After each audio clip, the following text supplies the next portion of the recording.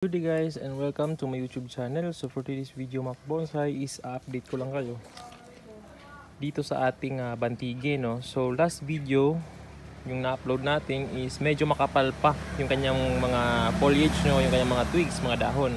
So yung ginawa natin sa kanya is binawasan natin ng dahon or mga sanga kasi yung iniwan lang natin is yung mga gagamitin natin. So nag-iwan tayo ng dahon sa dulo, pero may iba rin na natanggal kasi nasagi ko, pero i-wire pa rin natin, baka mabuhay, no. Yan. So mapapansin nyo na yung iba is unwire na. Ito, ready to wire na yan. Tinanggalan ko na ng wire yung ibang sanga dyan, yung iba wala pa, nakikita nyo. Yan, meron pang ibang wire, yung maliliit na mga wire.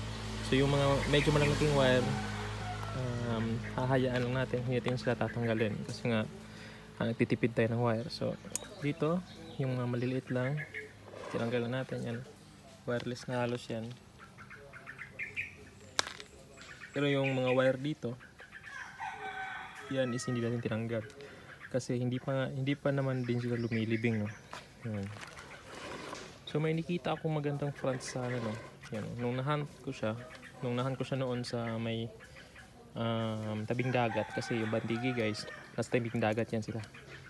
So nung nahunt ko sila sa tabing dagat, ito yung una kong nakita sa kanya, ito magandang driftwood yan or deadwood, then tapering din. So magandang front sama siya dito. Ang kaso nga lang, gusto ko sana sa gawing front. Ang kaso nga lang, may dalawang rason tayo dyan. First reason is medyo slant siya patalikod, yan, or nakatihaya siya, parang lean siya sa back, yan, parang makahiga siya, no. Yan, so para siyang, kung dito tayo maghaharap, dito tayo yung front natin, may kita natin kung isa side view, yan, naka lean back siya. Dapat kasi sa bonsai dapat naka lean front, yung parang nakayuko siya papunta sa harap. So pwede naman siyang gawang paraan, pwede natin siya itanim na ipalin dito banda sa harap. Ang kaso nga lang, ang mangyayari, medyo matatagalan na ulit tayo kasi nga maraming reposition. Yung sanga natin, i-adjust natin sa gusto nating front, and may yung sangang tatanggalin, may sanga namang iiwan, and may mga sanga naman ulit na papatubuin. So medyo matagal yung proseso, no, kung mag-iiba tayo ng front. So yung plano ko is dito na lang, kahit hindi masyado maganda, although maganda naman siya, pero hindi siya tulad dito, no. Kita nyo yan, kita nyo naman, kita nyo yung base, yung driftwood or deadwood, yung tapering, kita nyo yan. Yung isa lang na although pwede naman, ang kaso nga lang yung time, no, kasi medyo tatagal ulit yung proseso dahil re-restyle natin yan. Ito pwede sa ito maging first branch, oh. Ito first branch, yun pwede maging back branch dito, back branch yan. And saan pa yung banda, ito pwede itong tanggalin. Pag dito tayo mag front, tatanggalin ko to, dapat na bagong sama papunta dito. Because gagawa pa tayo ng isa dito, apex papunta dito sa harap. Medyo matagal na yung proseso, no, kasi dito banda settled na lahat ng masanga niya, no, which is this one. Ito first branch, ay may back tayo doon, second branch apex. Yung style niya is slanting lang, no, slanting, and naka-emphasize talaga yung driftwood niya or yung deadwood. Ito yung mga gene niya. Yung shari kasi, yung kaibahan ng shari tapos yung gene, yung shari nanggaling sa base yung deadwood, paakyat sa taas. Yung gene is nasa sanga, nasa itaas. Yun yung gene, yung kaibahan ng shari tsaka gene. So update ko ulit kayo dito sa ating bonsai na bantige, no, kasi mag-umpisa ng mag-wire dito. Medyo matagal nga lang, kaya di ko na isasali sa pag-video. Yan. So update ko lang kayo dun sa ating tugas na cascading, no. Tugas na cascading.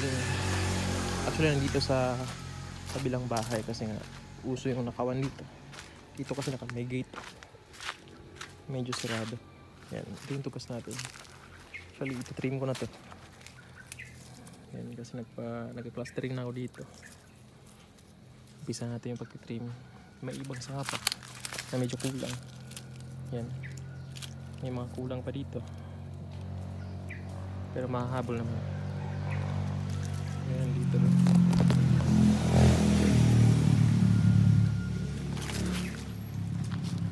Yan yung ating pukinti. Yung pukinti medyo nagtatampo, may naglalagas yung dahon niya dahil sa fungus, no? Kasi merong mga itim-itim sa kanyang mga sanga. Hindi sa mga itim-itim, pero nakaka-recover na siya kasi nga lagi ko siya nililinis ng toothbrush tsaka Joy, yung antibac na Joy.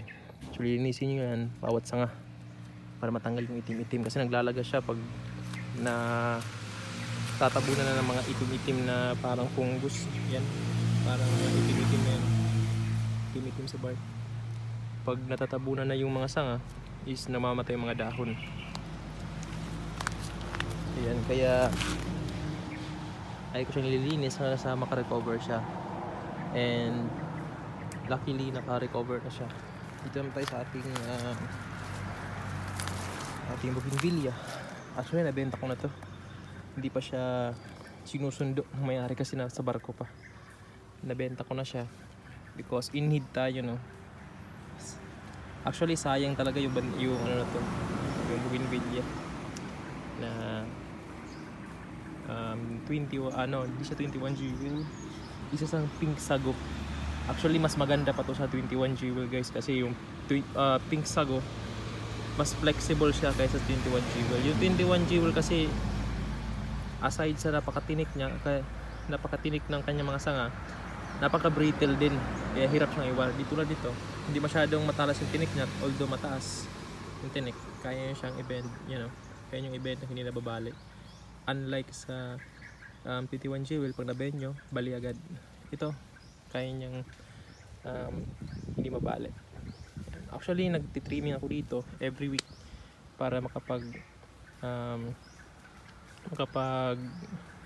padding tayo ng maayos dito. Yan. So next video or next vlog or next session ng video natin is itong bougainvillea na to, no? Kasi nga ayusin mo natin yung batigi. Ito is tugas natin. Hindi ko masyadong napapakita sa video o sa mga vlog ko, pero meron tayong tugas. Yung isang tugas kasi natin namatay, hindi ko alam kung bakit, pero namatay talaga siya. Kahit anong gawin ko, namamatay ng mga sanga. Tulad dito, namamatay ng mga paddings. Kahit anong ripat ko or spray ng anti-fungus, tapos ano pa ako doon, spray ng anti-fungus, nagbabrush pa ako ng katawan kahit weekly, ganoon pa rin namamatay ng mga sanga. So doon ako sumuko. Actually papakita ko mamaya sa inyo, siguro sa susunod na video lang siguro, no? Kasi medyo masukal doon, kasi napabayaan ko na talaga, nawalan ako ng gana doon sa tugas na yun, kasi nga namamatay ng mga sanga. Kahit ginawa ko na lahat, namamatay talaga ng sanga.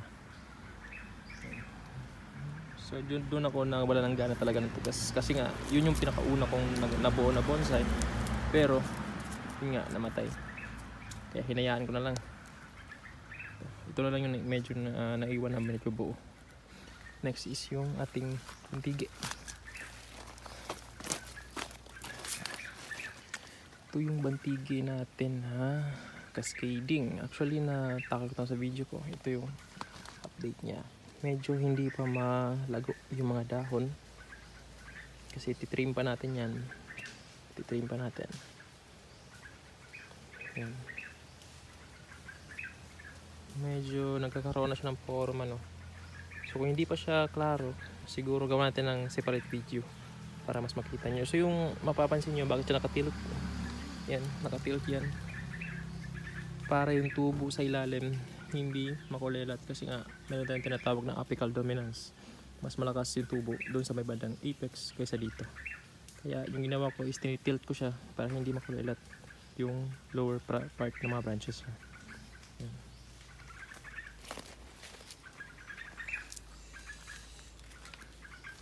So So balik tayo dun sa ating bantigi. Actually guys, nag-aabono nga pala ako sa ating bantigi ng 14 weekly sa tanghali para mas ma-absorb nila yung nutrients. Nakikita nyo yan, kahit ito may mga tidbits pa siya or mga bits ng 14 yan. So update tayo guys next video. Ito ang ating bantigi. Maraming salamat sa panonood and God bless.